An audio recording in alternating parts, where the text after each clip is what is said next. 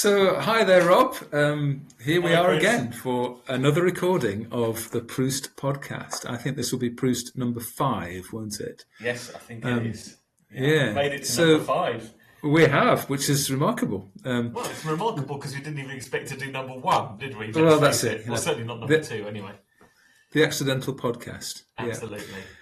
So we have a few things on our little agenda today. One thing is to reflect on that brilliant discussion with Katie Cross about so much more than what we started to talk to, what we thought we were going to talk to her about. Yeah. It started off, obviously, a talk about the nature of church and people who've left church, but it became so much more than that. But before we do that, I guess let's just catch up on a couple of things as well. How you doing? How are things with you at the moment? I can't pretend it hasn't been a very, very demanding last 2 months. Obviously, I had my mum's passing and all that went with that. But subsequent to that, my wife Kim has been ill. And it just seems there's an element of it does seem to be one thing after another, and I am fast looking forward to some sort of normality, whatever normal looks like. Yeah. And we've got a couple of family events in the next couple of weeks, and after that, it's always after that it should get a little bit calmer. But it's always difficult to think that the quieter day is going to come. Yeah. I'm not really sure it ever does. But so yeah, it's been a bit demanding. But hey, you have to shrug your shoulders and get on with it, don't you? I suppose you do. Although to be, throwing this particular extra busyness around the Proust stuff into the mix as well, it's remarkable that you're juggling that alongside everything else. Yeah, but I think the Proust thing is such a diversion for me, and something that you and I have spoken about now for the best part of 18 months, I suppose. And in many ways, we've always spoken about it being a very natural or organic thing, haven't we? So just see where it takes us, rather than having too much of a plan. Yeah. I think it's clear to anyone who listens that we don't really have a plan. But it's refreshing as well and gets the mind going, and that's a good thing. Yeah. How are you, Chris? Yeah, I'm okay. I'm really a bit tired at the moment as well. I think I've had a really, really busy period, full of lots of really good things. But actually, as a result of that, I think eventually the whole thing has caught up with me a little bit. And some of those things have been, if I list them, might make the listener have the mistaken impression that I do interesting things with my life. It just so happens that I've done quite a few interesting things in a very concentrated period of time. So we had 2 weeks away on the incredible Fair Isle, which is a tiny little island between Orkney and Shetland. For those of you that may have roughly kind of heard of the idea, but not kind of quite place it geographically. It is the most remarkable place. 50 odd people living on an island 4.5 miles by a couple of miles. Just one of those places where all of the normal kind of taken for granted things of community have been switched around and changed. So nobody owns their own houses on the island. It's all it's owned by the National Trust, actually, who operate it as for the nation, which is interesting because that changes people's ownership and relationship to place. They very much see themselves as of the island, although it's an interesting community as well because there was a large bird observatory there which brought in lots of scientific types, a number of whom have stayed, and the Fair Isle weaving tradition has brought people in from France and Portugal and all sorts of things as well. But equally, there are a lot of people there who, a lot of people, there are only 50 odd There's people only there. 50, I was going to say, there's only 50 in the first place. There are people there who trace their heritage to the island hundreds and hundreds of years, and they genuinely seem to get on, which is interesting. Do tourists go there? I mean, I know It's very hard to get there. So, and particularly the Bird Observatory, which is a large, previously provided accommodation for groups of up to 50, burned down a few years ago. So that they haven't had that for quite a few years, Okay. and I think that's probably had quite an impact on the island. But no, it's a crofting, working, hard, grafting community. But the ownership thing is interesting because our impression after 2 weeks, many conversations, is that people don't have as much to defend. That garden fence craziness that happens, all that thing about this is my patch and your patch is suddenly different. And small communities can be really hard because you're living in close proximity and in a dependency with people who may not be your natural folks. They might not be your tribe kind of thing, but suddenly they are your tribe. So you can't fall out for very long with people in that kind of context. So it was just amazing. We were actually there for an artist retreat. That was the reason we were there. So we did lots of thinking. I did lots of writing, lots of deep immersion in Celtic spirituality. Actually, was the subject of that was the main theme of a lot of the things that I was writing and thinking about while I was there. What a place to. I mean, I'd taken a couple of books, but I'd taken, it's only I didn't expect to go as deep as I did anyway. Okay. To be walking the cliffs and immersed in podcasts and looking at this incredible wildlife and thinking about the oneness of all things. I mean, I just could not describe how amazing that was. I think there's a podcast on its own about your retreat, to be honest. Well, yes. I'm going to have to pin you down on that one. Yeah. A very practical question. Where do they get their electricity from? Oh, well, that's another interesting thing. Everything that they use is generated on the island. They don't have a mains cable to the island. So they have two grids. One which provides heating, so every house has like electric heating hooked up to a couple of big turbines and batteries. Right. And the rest of the electricity is powered again by solar, a little bit of hydro, and the wind turbines. Yes. And that means that people have to get used to using that electricity in a way that's sensible and community minded. Yeah. So you don't put your kettle and your washing machine on, and if everybody has an allocation of electricity, and if you use more than that, then you pay for it. So the costs actually for their fuel is much less than we would pay, but obviously they have to be much more sensible about how and when they use it. Which is again is an interesting lesson for the rest of us in trying to kind of imagine, how we manage our unfolding energy crisis here as carbon fuels are increasingly costing everything too much, particularly the planet. So, and that doesn't surprise me necessarily, because if the island is owned by the National Trust, who are one of their big things is to be environmentally friendly, or and to be self-sufficient. Therefore, their properties to be very as self-sufficient as they can.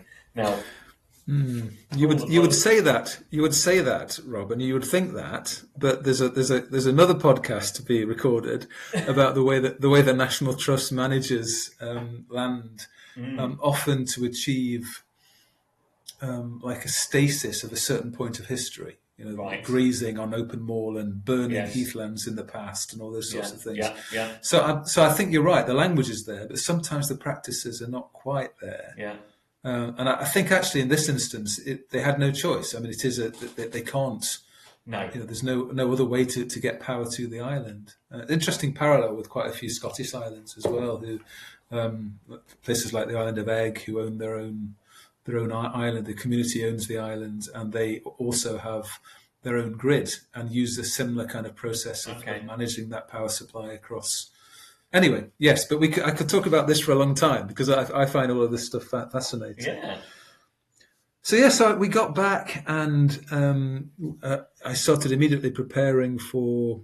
I led every year around the Easter, not the Easter, sorry, the May bank holiday. I lead a retreat to a small island. So I went to another island. In this case, it was one of the Garvalax, which is a chain of islands between the Carsey Cliffs on the Ross of Mull and Scarborough. And we basically divide our time into sections of silence and periods of crazy, profane hilarity. Really, the two things are entirely complementary. It seems. Yes, I mean, sure maybe the monks always knew this, but it's certainly what we've found to be the case. That I come back from these islands covered in ticks, aching from laughing, but also having had often the deepest and most meaningful conversations that you could ever wish for. It's such a privilege to be part of them, and I've become such close friends with people that I'm some of whom I only see maybe once or twice a year on these retreats, but we've become that very Celtic spirituality thing, that anamkara for one another, the soul friend kind of stuff, which I think we all need so badly. Yeah, I think there's something very true about what you just said about when you gather a group of people, a small group, and you can get the barriers down. Yeah, and our protection mechanisms, if you like, especially when you go into a wild environment, yes. an environment where the comforts that you hide behind are no longer there. Well, when you've got to dig your own toilet, absolutely. Suddenly, your relationship to your physicality and your embodiment is slightly different. Yes, that is very true. There's no hiding from it. In a group on an island, you say, well, I'm afraid I've got to go. When you say there's no hiding, let's just hope people make some efforts to do some hiding. But yes, I take your point. The fact that when you need to go and do whatever comes naturally, you kind of have to, and there's nothing, I don't know, polite about it, is there? There really is not. No, especially not with the gatherings that we seem to be able to create. I suspect so. So that happened, and then immediately after that, we had a pop-up shop for our business in. Just across the water from where we live, in a lovely street full of galleries and the like. There's two now pop-up shops where artists and other people, actually not just artists, will take the shop for a week, and you then have your own space for that whole week. And it was just lovely. It was full of conversations about art, and I think what we make is very. We make ceramics, but it's all covered in poetry. So you kind of what we often find is that something about people being stopped by the poetry creates conversation.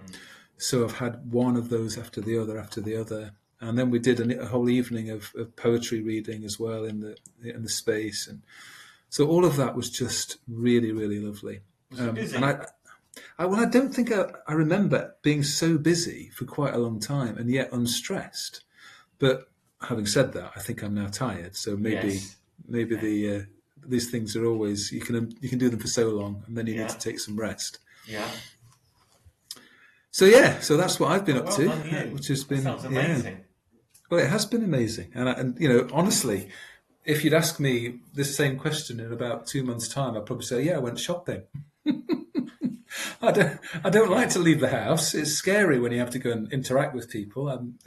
Introverts like me, it's much easier to stay, and dig gardens and things. Yeah. But that is the other thing that's probably the reason I'm tired, is because we have, as a result of being away so much, our our planting cycle in the veg garden is well behind. We're probably 2-3 weeks behind of where I would like to be.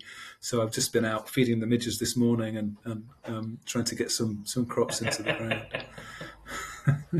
So you obviously try and live quite a self-sufficient life. It's not quite the good life for the people of that generation, I suppose. But for the stick handle, yes. Yes, we do. Yes, we do. But I mean, the reality is that self-sufficiency is a hard choice for most of us, because we're so used to not eating seasonally anymore. So, and also we're into the period which is euphemistically called the hungry gap, where the winter crops are now done and the early crops haven't grown yet. So at this period of the time, there's very little left. I mean, there's loads of salads and things, but the starches and the things that would create protein for vegetarians like us are quite limited. So unless as we have done, fortunately, kind of got some things in the freezer, then we would be. We're really as needful of the supermarket as anybody is at the moment. Anyway, enough of me rabbiting on. No, it's really interesting. Yeah. Oh well, yeah. So, just one other thing I wanted to mention though, which we've talked about, but I think it might be worth, before we get into the discussion about Katie talking about, was this one of the things. I mean, you said earlier that we don't have a plan, and we kind of don't. But we are following what we're trying to do. Is the plan, such as it is to build community, and to look at as ideas start to emerge and develop, to allow them to develop, to equip them as much as we're able to equip them. And one of the ideas that came to me a short while ago is that we have made reference to before. Is previously Proust was mainly around producing or publishing things, whether that was music or whether that was books and all the rest of it, or artwork. And we have asked the question and speculated whether what actually the model that we need to be thinking about is actually Proust also being a way to showcase things. Whether that is an online space or whether it's a local space somewhere.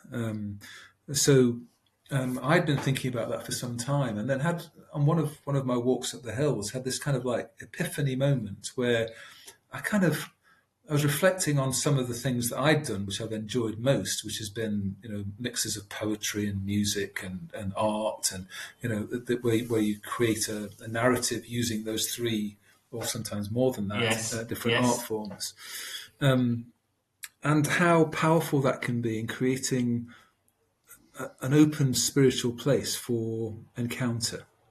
So, in my way, not something that sells God, but something that provides an open space in which people can encounter and make their own spiritual journeys. If that. I'm not. These words never feel quite right. No. Spiritual journeys is always such a twee kind of phrase, but I guess we all know what we mean when we say that. I think so. I think so. So I have at the moment a very rough plan of trying one of these out. When I say rough plan, I've spoken to a couple of people. We've got a potential venue, and at some point in the next few weeks, I'll put out some more information, just saying, look, this is what I'm thinking. This is what we're up to. We'll choose a theme. I wrote an article on my blog, which is thisfragiletent.com. If anybody's not seen that before, if you search in the blog for Circus of the Spirit, I think you'll find it quite quickly. Yeah. So that's the two drivers for that. One is the general Proust thing, and two is the fact that I think this is one of the things that my heart kind of feels pulled towards over and over again is how we share our spiritual journeys, because so often, particularly in our post-churched, as we'll talk about shortly with Katie, kind of world, we individualize everything. and that's both the strength and obviously, particular to point when we're looking at how culture is shifting, a massive weakness that we lose the collective, we lose the way that we add power to one another, and we lose the way that even sitting and reading poetry together is different to sitting and reading poetry on your own. It's the same. Sitting and listening to music together is different to listening to music on your own. Yes. Both of them are wonderful, but they have a different part of ourselves, and I think they affect a different part of our brains and a different part of our psyche as well. That's really interesting. People do these things. They have listening parties, don't they? Well, they'll listen to the new release of some group or something, and now you say that, I can see it being actually quite a powerful thing, where because you when you're in a group and you intentionally do something, even if it is reading, then you are bound to talk about it, aren't you? Or there'll be an output of some sort. You're bound to talk about it, and creating that space where you talk about the effect that something's had on you. Even if it's just, as simple as I like that or I didn't like that, but then you start exploring why. I guess that's why people like book clubs, is it? Is it why people like book clubs? Because they get to read things that they probably wouldn't normally read, but then they get to talk about it, and other people help them understand it if they found it a bit confusing or missed themes and so maybe at some level it deepens the experience as well. Yeah, I'm sure it does. I think doing anything slightly intentionally with a group of people is bound to, isn't it? You're going to be more engaged because there's a certain. It shouldn't be a pressure, but a certain obligation to be involved. Yeah. Oh, I can hear music in the background. That's my daughter who teaches fiddle is doing a lesson in the study next door. Yes, it's drifting through, is it? Yeah. Oh, it's marvellous. It's absolutely marvellous.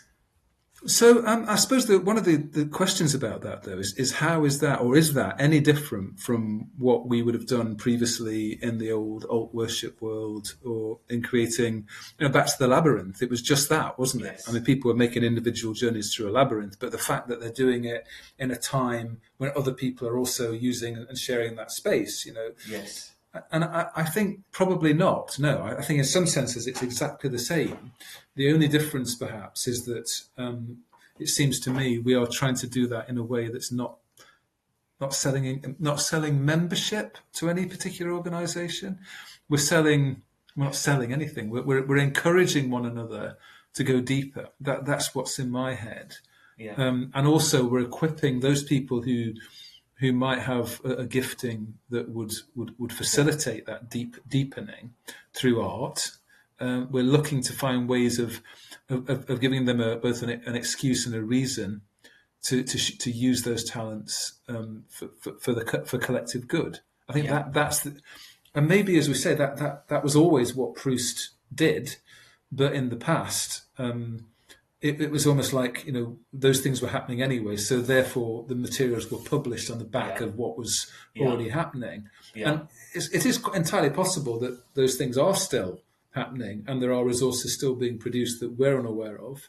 But my feeling is we're in a different phase now, and I don't know.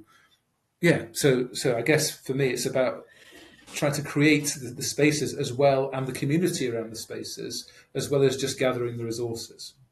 But I do think some of the stuff that came out of Proust, or the Proust community,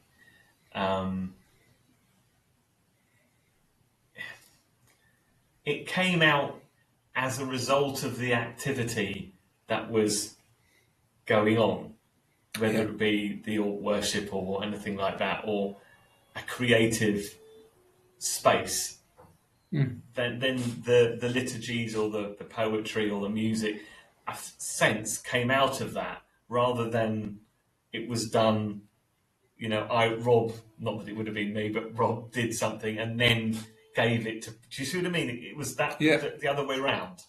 Yes. And I think there's something really very special when something naturally occurs, something Yeah.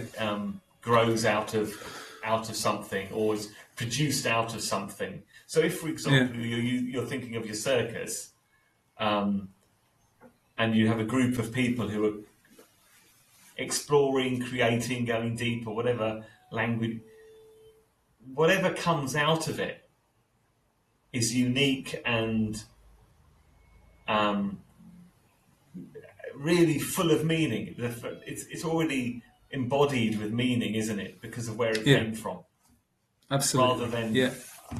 Rather than I'm going to write a book. My publisher says I need to write a book. The first draft is due on this occasion, so I better get on and write a book. Yeah. What am I going to write about? Rather than go to do something which actually exists to create a space for people to be creative. That sounds ever so. The language, I've got the words wrong, but that's really what we're trying to. No, I think you're right. I suppose the other bit, the tie-in to the discussion which we are about to have around Katie's input, is if we are right to say that church is declining and continuing to decline, how do you create community, and how do you collectivize? And maybe, you might say, well, we don't need to do either of those things. That people will find their own ways to gather, and as the research seems to suggest that people are doing through the book clubs and whatever else is happening, and perhaps we don't need to kind of think about reinventing the wheel kind of thing. Maybe those things are enough. But I still feel that actually there's a role for people, and maybe there's a role for there's a need for a model of how you do that safely and allow people to collectivize without the institution. And maybe that grows into an institution. Maybe that grows into a different institution. Or maybe it just it allows kind of a bridging into whatever is happening next. But I still think that because we're in a further declined in terms of organised religion situation, even than we were when Proust first started, that maybe that might be an important component, is to create spaces that are safe, that are curated in a way that allows people, allows people to feel included and safe. Yes. And to develop art that complements that space. Yes, I think that's what I always got from Proust. It felt like you were surrounded by people for who took part in the traditional or the normal expressions because that's what you did. But on the other hand, you truly valued other and different. The other and different stuff was so important. Yeah. And helped you, as you say, go deeper, stretch your understanding of things or your appreciation of things. Yeah. Okay, well, I suppose that we're half an hour in and we haven't talked about the podcast now, have we? But I mean, I think it's really interesting to see how this will unfold. One thing I would say is that as a way of making this available to community, the other thing that I would love to do is to somehow live stream whatever our experiment is. And maybe even think of some ways that you include people that aren't physically present. Anyway, I don't know whether that's going to be possible because that depends on a skill set that I don't have. So, but we'll see how that unfolds. And certainly I will I will keep us informed on the edges of our podcasts that have been recorded. And also, if people are interested, I'll probably describe some more bits of the journey on my blog as well. 2 or 3 months ago, you didn't know how to do a podcast. That's true. Still don't. but people have heard it, so... Anybody who listened to the last podcast will hear at the end of the podcast as Rob saying something like, "Is it switched off now, Chris?" And I think it's important to leave those things in. Well, yes, absolutely. Okie dokie. Should we talk about the last podcast then? Let's do that. About it for 20 minutes or so. I thought, can I once again say thank you to Dr. Katie Cross for sparing an hour or more of her time. I thought it was a fabulous podcast and just personally so interesting. And she made a subject so accessible, and she was so approachable. It was, I felt very, very excited just simply by being able to have that conversation. Yeah, fabulous. I absolutely agree with every word of that. I thought she was very generous, not only through the way that the fact that she came on to talk about this stuff, but also in the way that she talked about it to a pair of us who really, we don't live in the academic world. We don't know the language that she's using. We don't, there are lots of things that she could have schooled us on, and I'm hoping maybe she will do again. Yeah. But instead, she explained them carefully. She was very kind of kind, and it was just a lovely thing to be part of. And at the end of it, I left the whole thing feeling excited, which is not something I expected either. I mean, maybe we'll talk a little bit in a minute about how we ended the podcast. But I mean, even at the beginning, we can say the fact that we were able to come through a discussion about the end of church as we know it, perhaps discuss, and still at the end feel actually it might be the end of church as we know it, but that also means it's the beginning of church as we don't yet know it. Yes. And that does leave me with a bubble of wow, there's something happening here. I mean, there's lots. As before we started recording, we spoke about there's a slight concern it ends up being a church bashing thing, and yes, and I don't think it was, and it was certainly never deliberately that. If it did come across, then I'd hasten to apologise to anyone who felt offended or hurt by it. But by being able to talk about these things in a generous, as you say, environment, I think that's again part of why we're doing what we're doing, to create space where you can talk about stuff, hard stuff sometimes, without feeling defensive about it, or at least being able to ask questions when you don't know the answer, or you don't even know where to start on the conversation. Then part of what I love about what we're doing is simply asking what appear to be very, very simple, basic questions to at least help me start the process of understanding where we're going. Yeah. And you asked some very. Go on. Sorry, on you go. No, I was going to say you just on that note. I know we've done it again, haven't we? Sorry, but you asked two or three questions that were of the kind of what do you mean by that, which I found really helpful. So I think you were brave and honest to do that, because I didn't know what the answer to the questions were, but I'm not sure I would have been as brave as you as to say, tell me what you mean by feminist theology, tell me what you mean by trauma theology, and they're things now which we are both on a journey to understand better. See, part of the reason I ask these questions is because obviously I don't know what they are. I could probably have a stab at what I think they might be, but I don't really want to do that because what if I'm wrong?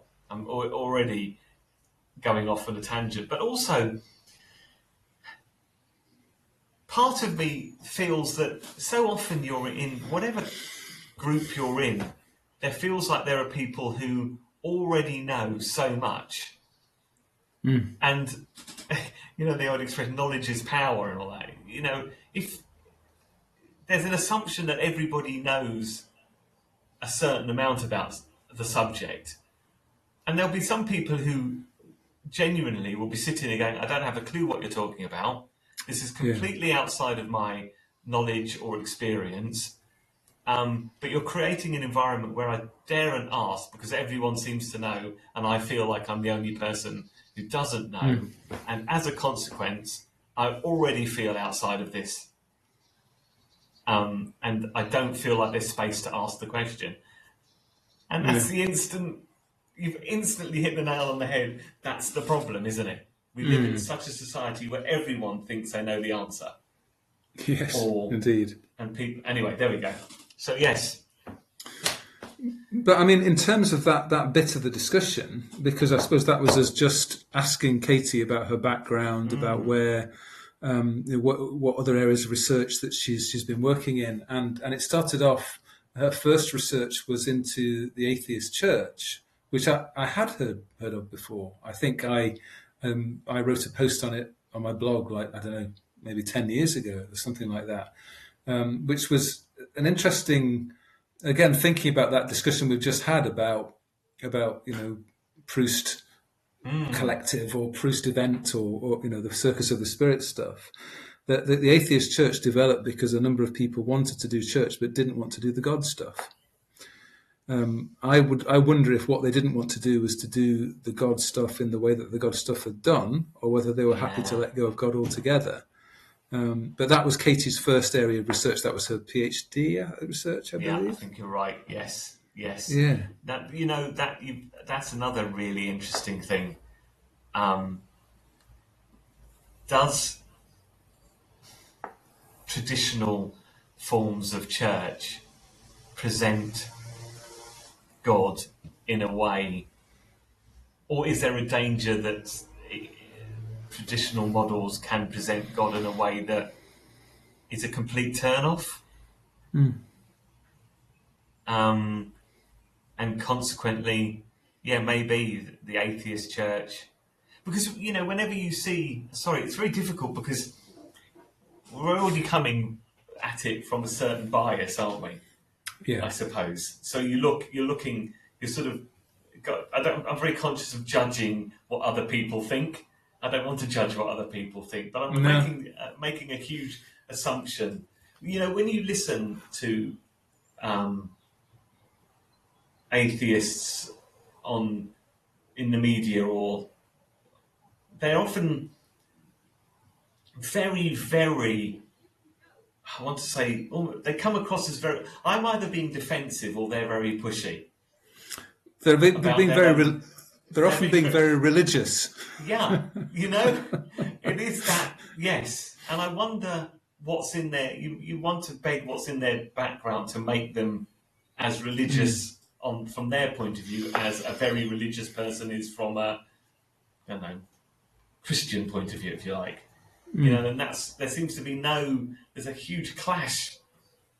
Yeah.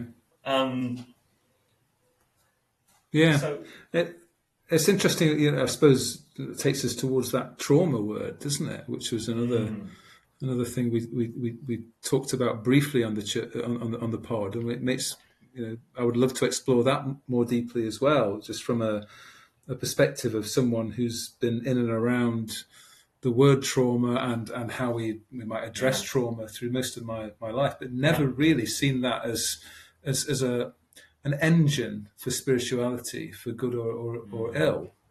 I was particularly fascinated by Katie's description of Christianity as having trauma at its core. I don't know if they were her words, but that's what I kind of met in terms of the God who was crucified died, and that we gather together to celebrate that awful, torturous death Yeah.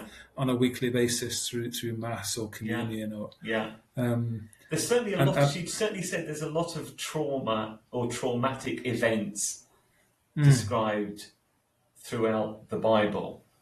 Everything from the Exodus to the various descriptions of war and battles to Jesus' life itself, and let alone the crucifixion. So that's interesting, because what she said, which I was trying to understand, is the difference between, well, she was saying what trauma is, essentially suffering. I wrote down suffering that doesn't go away. You don't get over it, and you create a way of dealing with the world as a result of your trauma. The subject I'd love to ask her about in another podcast really is, I hesitate to use this, I'm going to say it, but I'm hesitant in the language I'm using, is can you be healed from trauma? Can you be freed from the hold it has on you? Because the description, if it's suffering that doesn't go away, then it has a hold on you and you're weighed down by it in some way. Your life, you've adapted, you've created a way of living that enables I'm you always to carry on.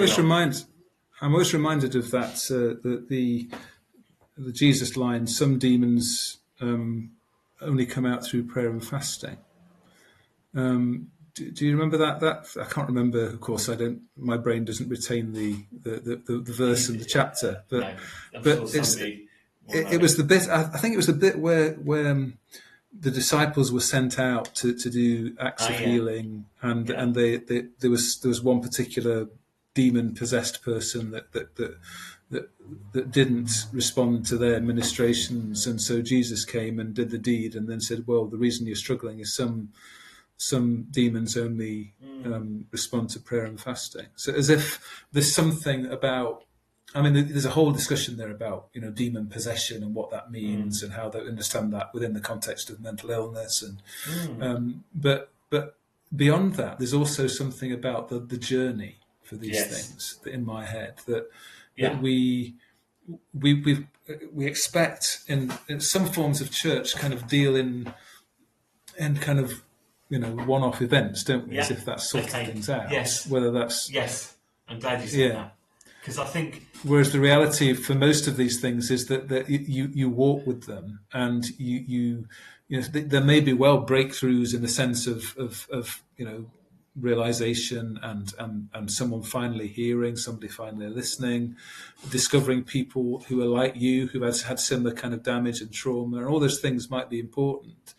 But in my experience, through both my own trauma, but also through working in mental health services, is that the bulk of dealing with traumatic, particularly kind of ones that aren't single incident, the typical trauma might be, a train crash, so that, and that might have a series of incidents. But the ones that are much more enmeshed in who we are abusive traumas that people experience over a long period of time, and whether they're child related or whether they're related as an adult through being in an abusive relationship with a person or an institution. And that's the other that's the key, really. That's the degree to which institutions themselves can create trauma.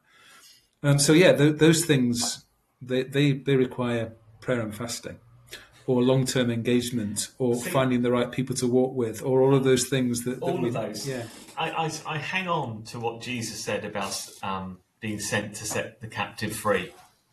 And I think he either meant it or he didn't.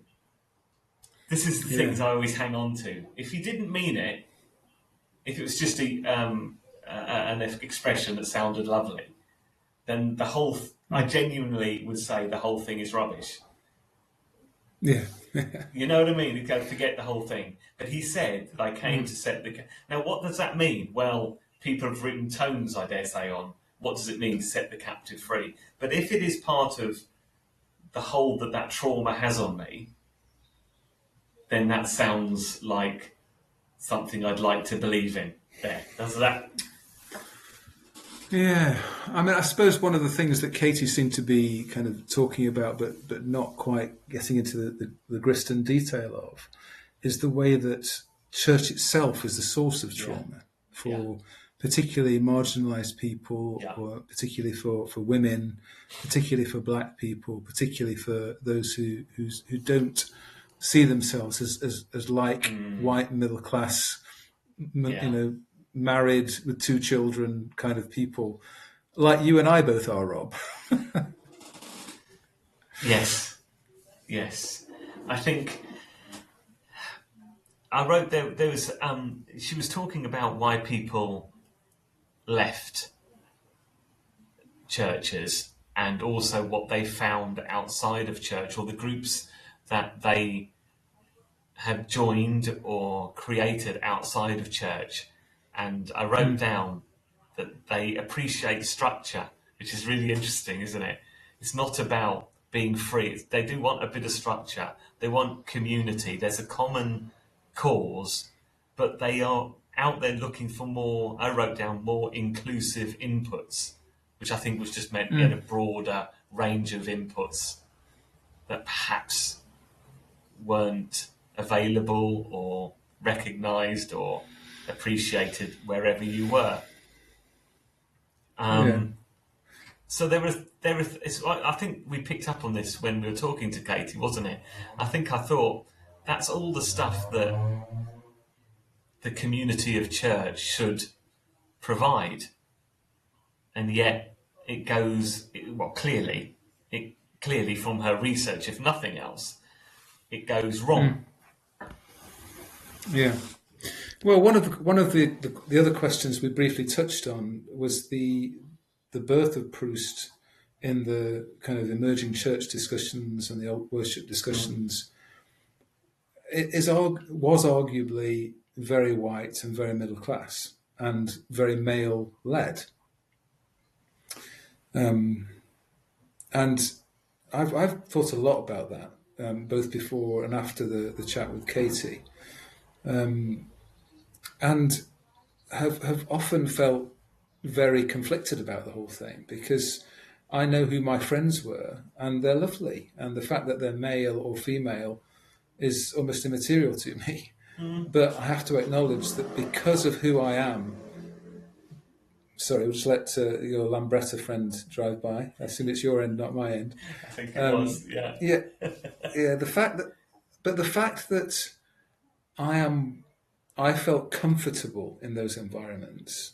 The fact that as much as I ever do. I mean, I'm uncomfortable in most social environments, to be honest. But the fact that in many ways the barriers that I experienced to being there, and the assumptions made about me being in those spaces as a white male, having something that was both worth saying and also worth listening to in a way that other people would not have experienced.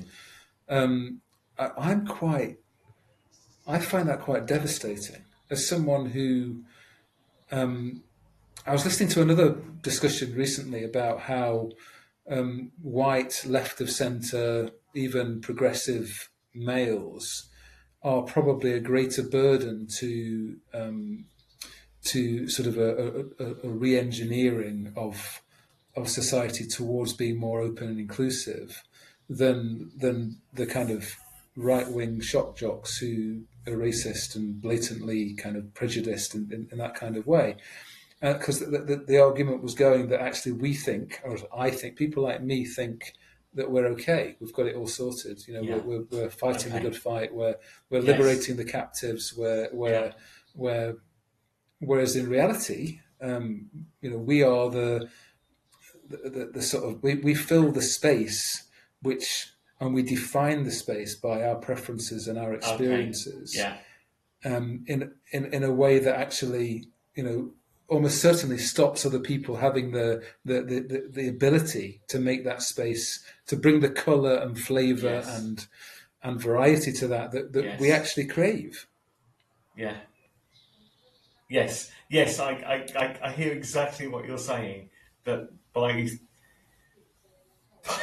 by being quite so white middle class and left of centre about it, and being proud of that, we've actually created Yeah, a monster in itself, haven't we? potentially. Yeah, Yeah. potentially. Mm. I think Katie did in a kind, sort of and sensitive way when I asked that question. So my question was something like, "Are we part of the problem?" And bless her, she didn't say yes, but she didn't say No. no either. And I think we have to hear that. We have to hear both sides of that, don't we? Yeah, absolutely. I Mm. think that's because are we part of? We're always whoever you are, whatever you're part of the problem, aren't you? Mm. Whatever situation, if there's anyone who feels outside or you're excluding, or in any situation you are part of the problem because you're there in it.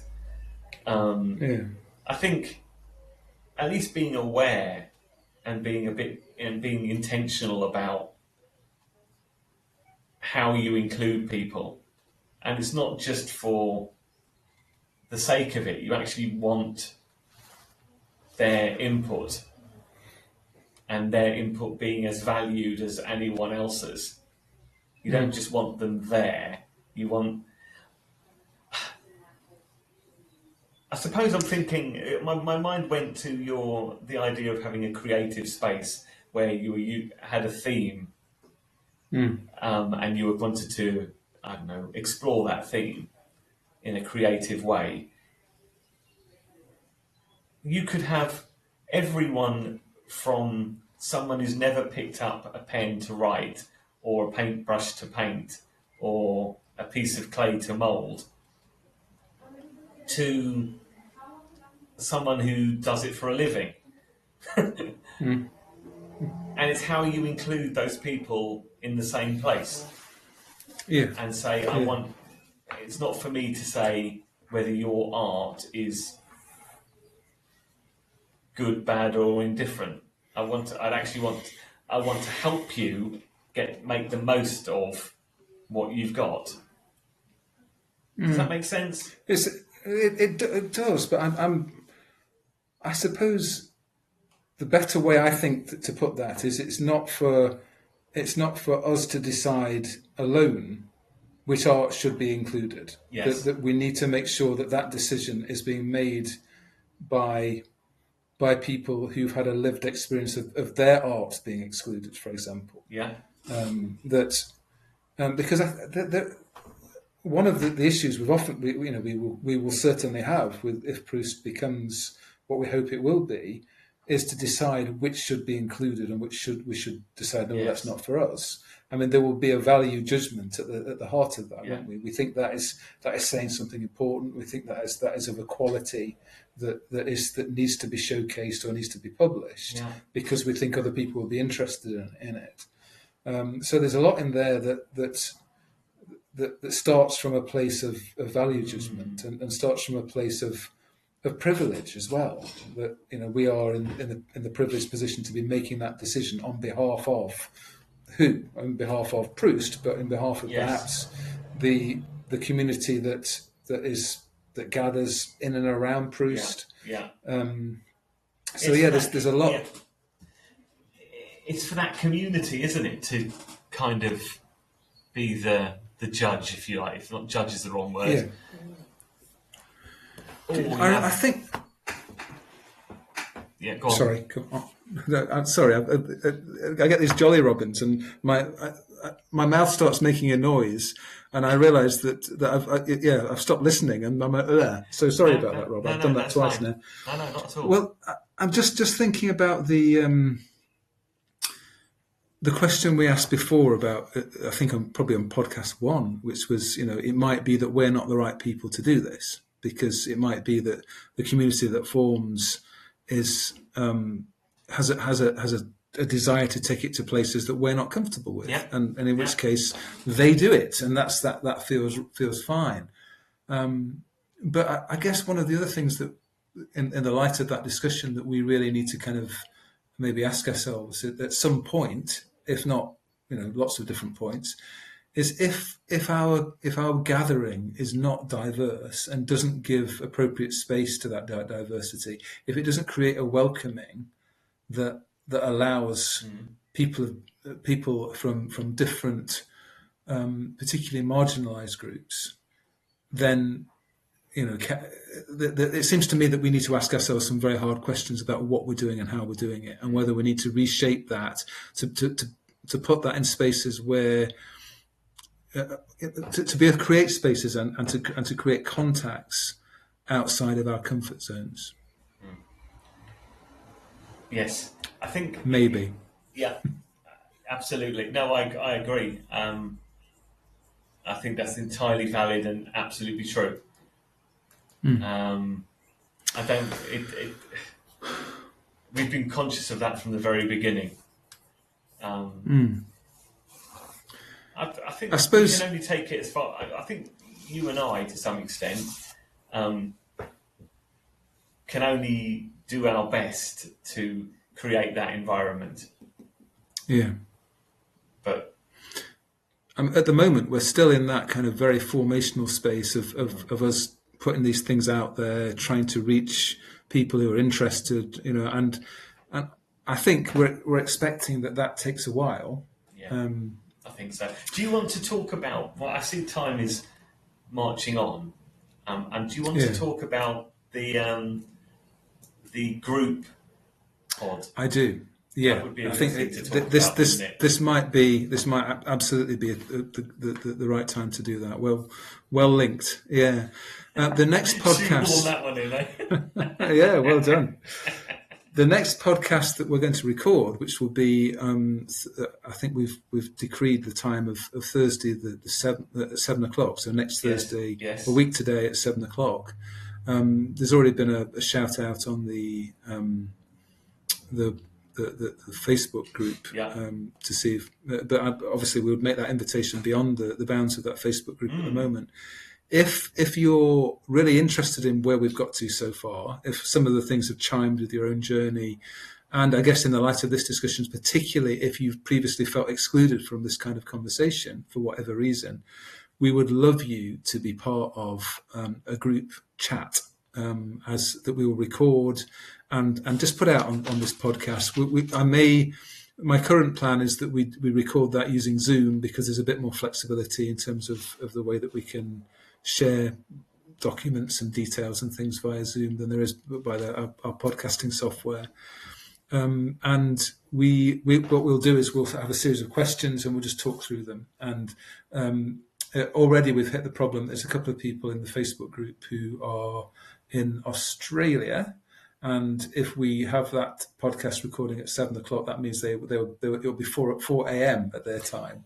So I've kind of suggested it'd be really interesting to do a recording with them, just from how does this look from an Australian point of view.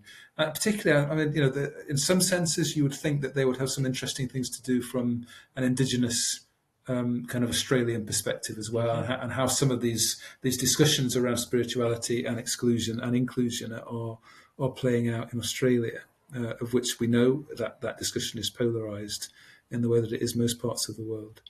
So so if you're interested in that, then just drop us a line. You can do that by various methods. You can find us on Facebook. You can find the Facebook group itself, which you would love to see as many of you involved in and using as a method of chat as well.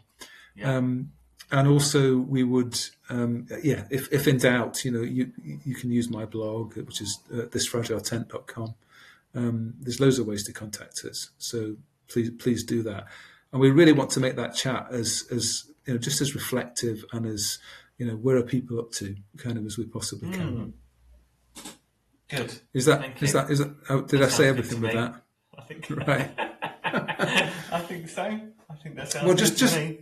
Just before we kind of wrap up the this pod then. Just two questions, two points really that I would want to is just to kind of give a bit of space to. One is that one that you already mentioned about were we too hard on church? Because in the discussion, I felt like I was at one point. You during the discussion, you tried to kind of bring a slightly more reasoned perspective, I think, and I can't remember what words you said. It was something like, "Well, hang on, this makes me really sad to see the decline of church, and is this actually fundamentally about bad people in the mix that are creating these traumatic separations?"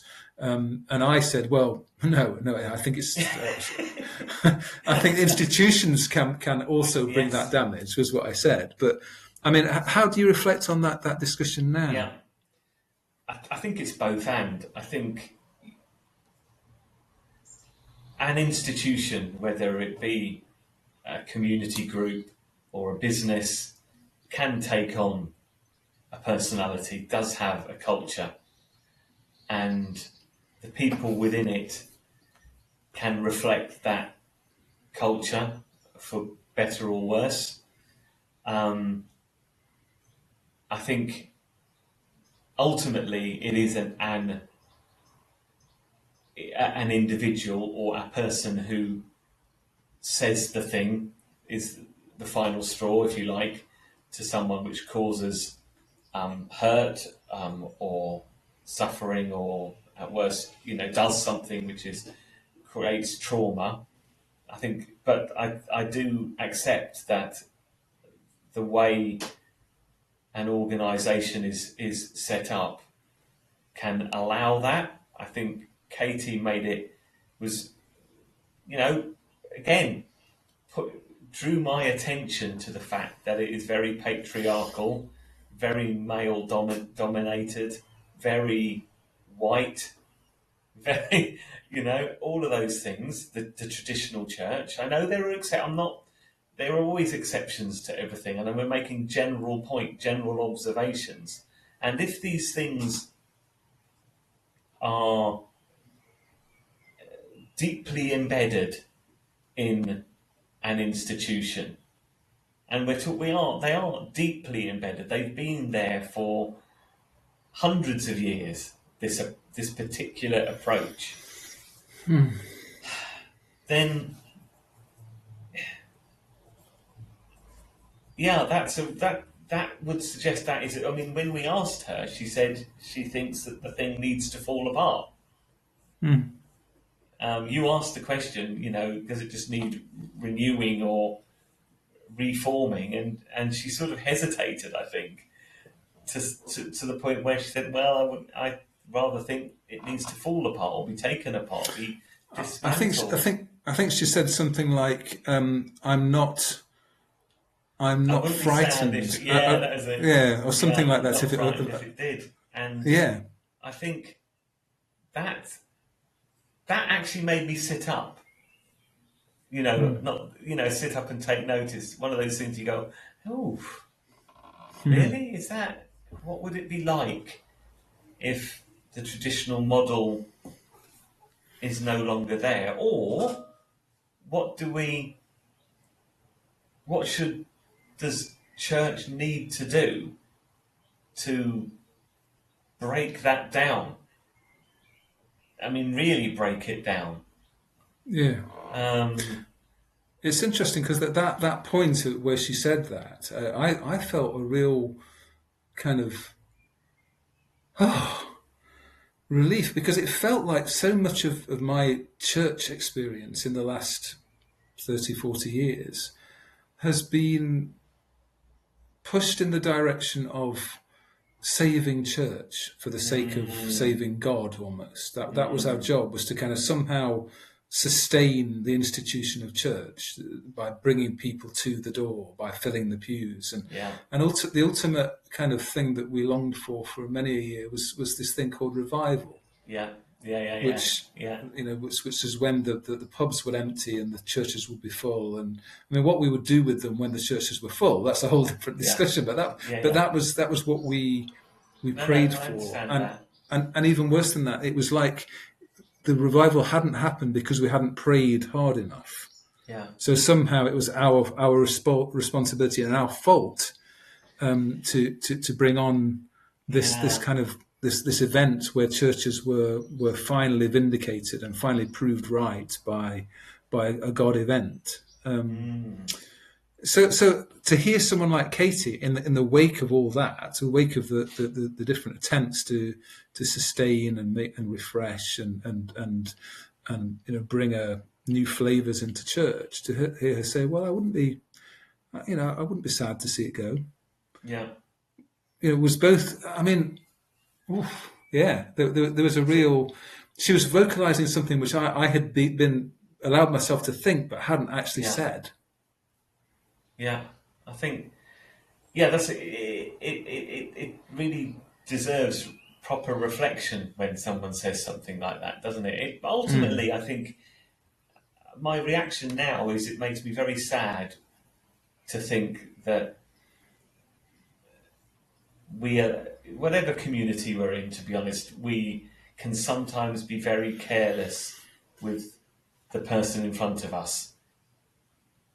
And I think it doesn't matter whether that's work or church, frankly. Do you know what I mean? We can be so caught up in what we're doing and what we believe that we hurt the person who's sitting right in front of us. And actually,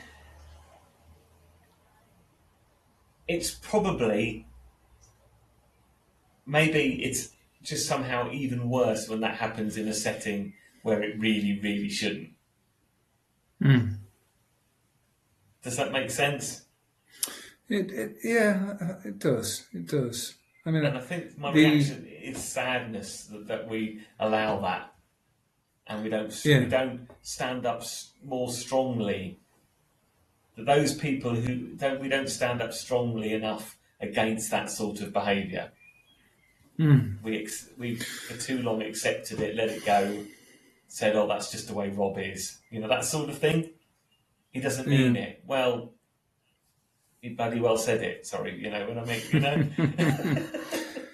Yeah, although my impression from the discussion with Katie as well is that there have been lots of people that have left church through woundedness and through the patriarchal, exclusive, white nature of an institution, through frustrations with doctrines that seem to penalise people of difference, whether they're blacks, black people who were enslaved in the past, or much more recently, people whose sexuality is different.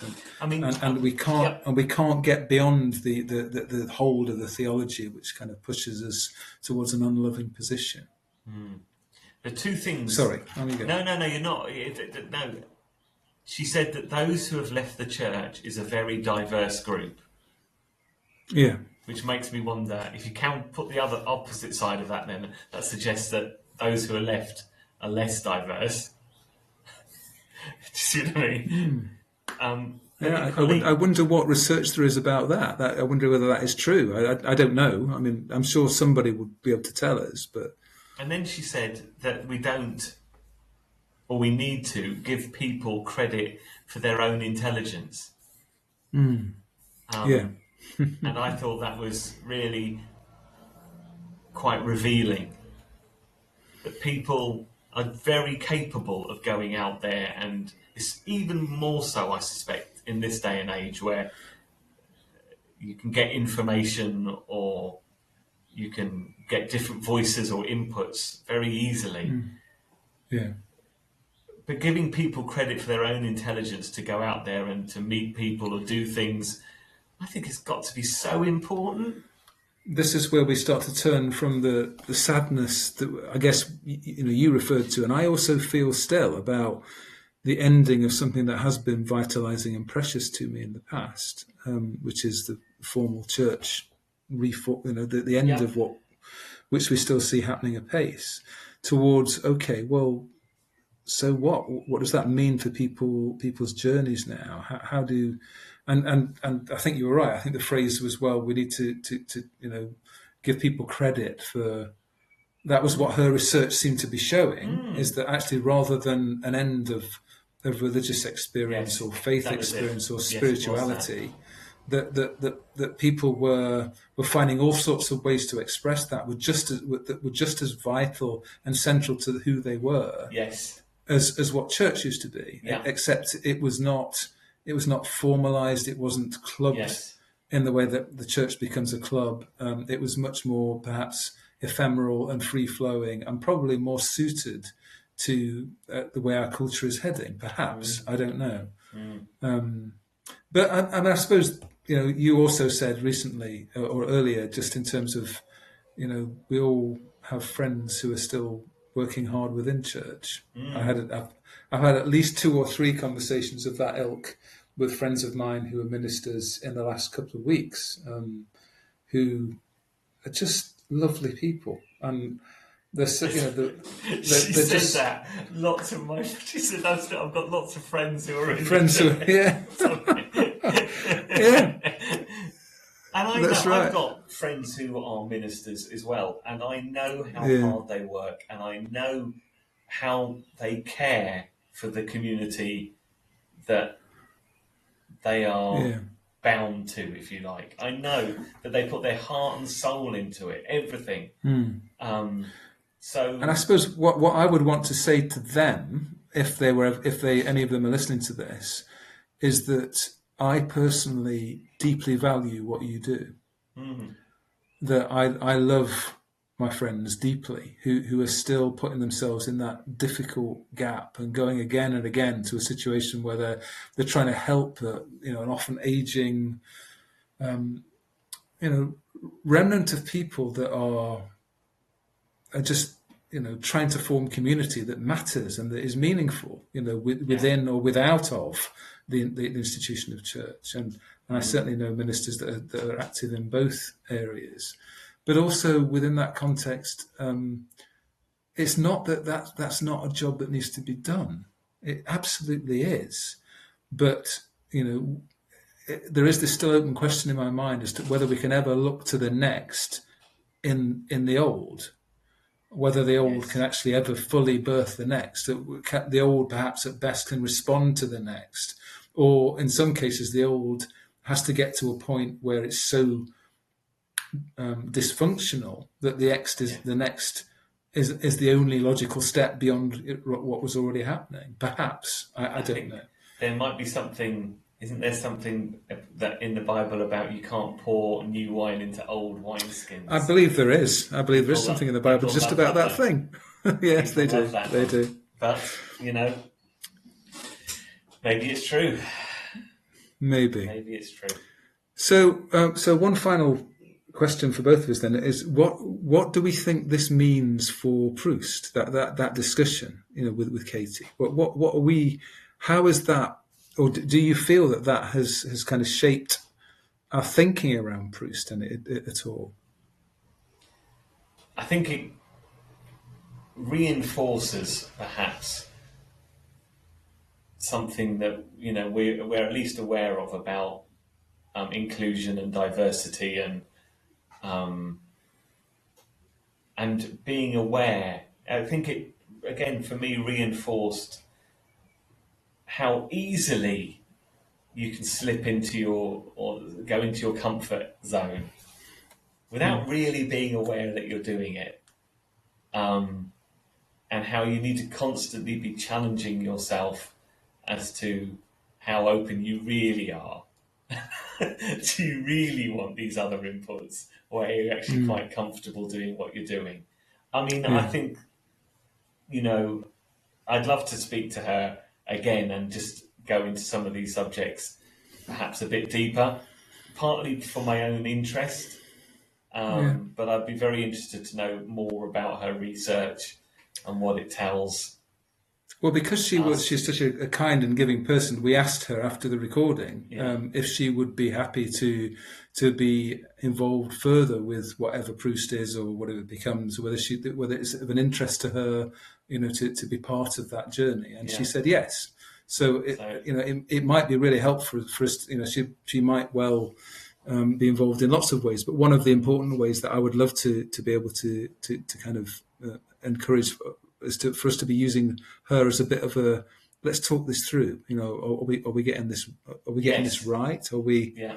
I mean, I think she may well be one of the people that would be really important as a corrective to some of the issues that we've talked about. But I do accept that, or welcome the fact that if we're going to when we do this group chat, I think it's going to be so important. I'm very enthusiastic about it, and I'm hopeful that people will join in. Because without other voices, it's going to be a bit of a challenge. It won't be a group chat, will it? It'll be another chat. No, yes, absolutely. Another chat. All right, Rob. Well, that's 1:15. That's probably longer than the chat we had with Katie. So we'd better sort of call this podcast.